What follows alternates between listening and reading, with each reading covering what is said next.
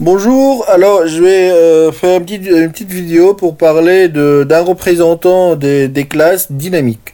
Ça veut dire, là j'ai des classes, bon je vais prendre par exemple à l'instant t égale 1, j'ai 12 éléments, n égale 12 et j'ai 3 classes. Bon, en fonction de x et y en variable d'étude par exemple, j'ai pu sortir une classification comme ça, ok, donc j'ai A, B et la classe C. On voit que j'ai des triangles, des petits carrés et des croix. Donc, justement, pour avoir une représentativité de ces classes-là, c'est la plus simple manière, c'est de sortir le centre de gravité. Alors, le centre de gravité, donc c'est la distance en commun entre tous les centres de ces clusters. Bon.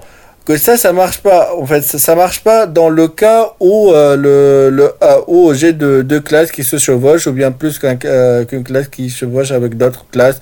Et donc, ça marche pas. Pourquoi? Parce que mathématiquement, si vous voyez cet exemple-là, là, il y a une distance qui n'est pas à être prise en compte. Parce que là, j'ai une classe sur une classe. Et ça, mathématiquement, ça marche pas. Et c'est une erreur et qui peut engendrer des fautes dans le calcul ou bien dans la décision après. Donc, pas tenir en compte. En plus, pas tenir en compte de la variance dans les classes. Donc ça aussi, c'est l'indice de centre de gravité prend pas les variances dans les classes. Donc on a Monsieur Watt qui propose autre chose. Il dit que donc si j'ai deux classes qui se chevauchent, qui sont l'une sur l'autre, et j'ai d'autres classes qui sont un peu éloignées, je veux sortir un représentant de ces groupes-là, par exemple le groupe ABC. Et donc je vais appliquer bêtement cette formule. Je vais prendre le nombre des éléments dans A plus le nombre des éléments dans C sur la somme des éléments fois la distance de A jusqu'à C, donc la distance euclidienne. Voilà, une distance euclidienne. Et donc, bon, après, on peut prendre d'autres types de distances, mais soi-disant, par exemple, la distance euclidienne. Et puis, on fait pareil, classe par classe. Bon, imaginez, si on a beaucoup de classes, ça va être le bordel, ça c'est sûr. Donc, là, ici, je pose une question, en fait, mais justement, là, je suis en t égale 1.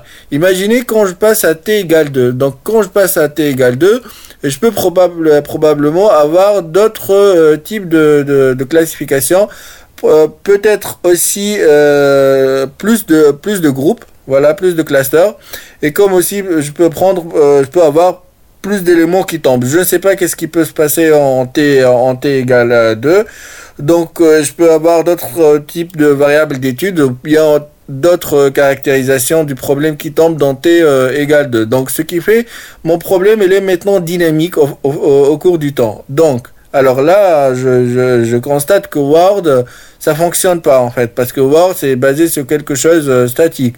Et ben je dois donc justement trouver l'indice nécessaire pour dire que regardez comment la distribution dans le temps s'est faite. Donc comment on peut faire ça? Donc je peux faire 1 sur la somme des variances interclasses. Donc je prends A, je calcule la variance, je prends B, je calcule la variance et C aussi. Donc je fais 1 sur la somme fois le nombre des éléments, donc le nombre des éléments total moins le nombre des classes sur le nombre des classes moins 1. Donc j'applique bêtement cette formule et ce qui va me permettre d'avoir un indice fixe dans le t, mais aussi on peut en faire avec cet indice une temporalité en fait. Du coup je peux déterminer une série temporelle en se basant sur cet indice là, et c'est que il va me garantir la progression vers mon calcul, et comme ça je peux donc juger sur ma distribution dynamique temporelle si vous voulez. Voilà, c'est juste ça ce que je voulais montrer. Merci beaucoup et salut, à la prochaine.